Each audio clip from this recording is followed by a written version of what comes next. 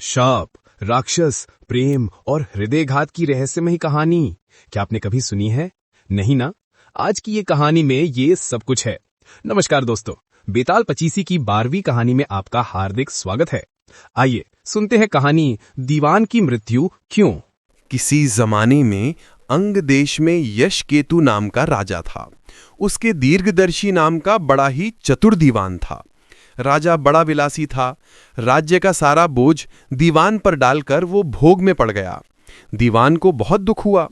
उसने देखा कि राजा के साथ सब जगह उसकी निंदा होती है, इसलिए वो तीर्थ का बहाना करके चल पड़ा। चलते चलते रास्ते में उससे एक शिव मंदिर मिला। उसी समय निछिद्दत्त नाम का एक सौदागर वहां आया और दीवान के पूछने पर उसने बताया कि वो सुवर्ण द्वीप में व्यापार करने जा रहा है। दीवान भी उसके साथ हो लिया। दोनों जहाज पर चढ़कर सुवर्ण द्वीप पहुंचे और वहां व्यापार करके धन कमाकर लौटे।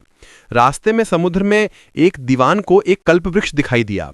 उसकी मोटी मोटी शाखाओं पर रत्नों से जड़ा एक पलंग बिछा था। उस पर एक रूपवती कन्या बैठी वीणा बजा रही थी। थोड़ी देर बाद वो गायब हो गई। पेड़ भी नहीं रहा। दीवान बड़ा चकित हुआ। दीवान ने अपने नगर में लौटकर सारा हाल कह सुनाया। इस बीच इतने दिनों तक राज्य को चलाकर राजा सुधर गया था और उसने विलासिता छोड़ दी थी। दीवान की कहानी सुनकर राजा उस सुंदरी को पाने के लिए बेचैन हो उठा और राज्य का सारा काम दीवान पर सौंपकर तपस्वी का भेष बनाकर वहीं पहुंचा। पहुंचने पर उसे वही कल्पवृक्ष और वीणा बजाती कन्या दिखाई दी। उसने राजा से पूछा, तुम कौन हो? राजा ने अपना परिचय दे लिया। कन्या बोली, मैं राजा मृगांक सेन की कन्या हूं। मृगांकवती मेरा नाम है। मेरे पिता मुझे छोड़कर न जाने कहां चले गए। राजा ने उसके साथ विवाह कर लिया। कन्या में ये शर्त रखी कि वो हर महीने के शुक्ल पक्ष और कृष्ण पक्ष की चतुर्दशी और अष्टमी को कहीं जाया करेगी और राजा उसे रोकेगा नहीं। राजा ने ये शर्त मान ली। इसके बाद कृष्ण पक्ष की चतुर्दशी आई तो राजा से पूछकर मृगांकवती वहां से चली। राजा भी चुपचाप पीछे पीछे चल दिया। अचानक राजा ने देखा कि एक राक्षस निकला और उसने मृगांकवती को निगल लिया। राजा को बड़ा गुस्सा आया और उसने राक्षस का सिर काट डाला। मृगांकवती उसके पेट से जिंदा निकल आई। राजा ने उससे पूछा कि ये क्या माजरा है? तो उसने कहा, महाराज, मेरे पिता मेरे बिना भोजन नहीं करते थे। मैं अष्टमी और चतुर्दशी के दिन शिव पूजन यहां करने आया करती थी। एक दिन पूजा में मुझे बहुत देर हो गई। पिता को भूखा रहना पड़ा। देर से जब मैं घर लौटी तो उन्होंने गुस्से में मुझे शाप दे दिया कि अष्टमी और चतुर्दशी के दिन जब मैं पूजन के लिए आया करूंगी तो एक राक्षस मुझे निगल जाया करेगा और मैं उसका पेट चीरकर निकला करूंगी।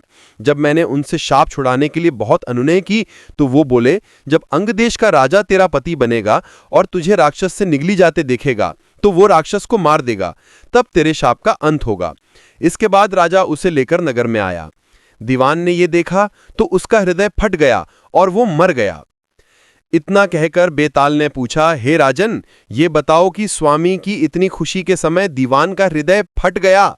राजा ने कहा कि इसलिए क्योंकि उसने सोचा कि राजा फिर स्त्री के चक्कर में पड़ गया और राज्य की दुर्दशा होगी। राजा का इतना कहना था कि बेताल फिर पेड़ पर जा लटका।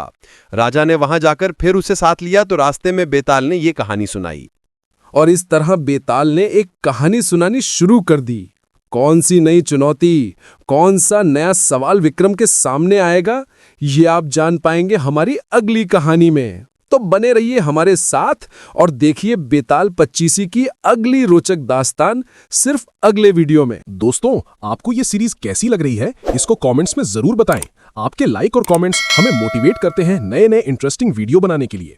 और हाँ, चैनल को सब्सक्राइब करना ना भूलें ताकि आपका कोई भी वीडियो मिस ना हो। बेल आइकन पर भी क्लिक करें ताकि आपको सबसे पहले नोटिफिकेशन मिले नए वीडियो का।